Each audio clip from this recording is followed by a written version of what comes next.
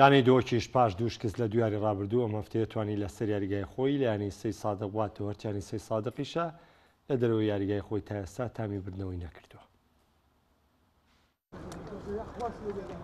اتیارین هفتیا بیسته داشت خولا نایابا کردستان آتا پی یانا دهوک پیشوازیل یانا سید صادق خدانا رضا چاره کرد. الدسپیک آنیوایی که هر دو یانا پشیاری یارید کرد. دهوک ادویا طولا خسارت یا خویا یاریا چونه وکد. اد برانبرج دا یانا میواند ویا آست نجیگیری یانا دهوک اب درفت بینی تو انجامه که باش تو مار کرد. الخولکا 27 صابر عبدالکریم یانا دهوک گلایی که پیش خست.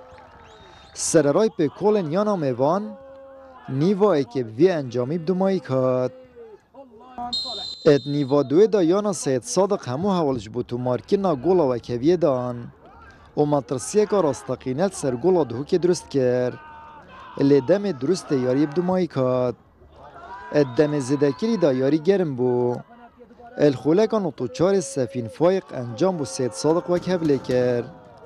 لجبری دادوان فیرکا دوماهی لدد صابر عبدالکریم دوباره وگر یا گولکا زیرین بو دهوک تو مار کرد. او یاری دو گولا برانبر گولا که برجواندیا یانا دهوک داب دومایی کد.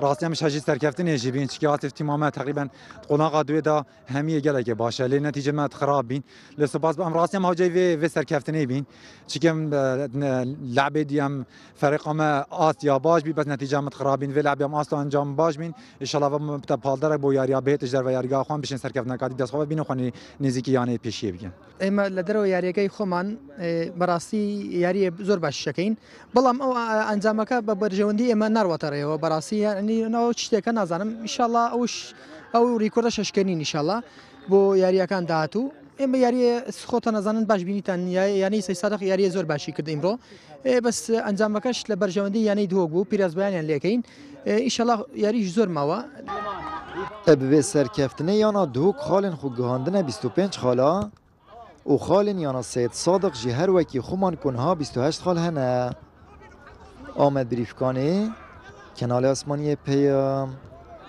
دهوک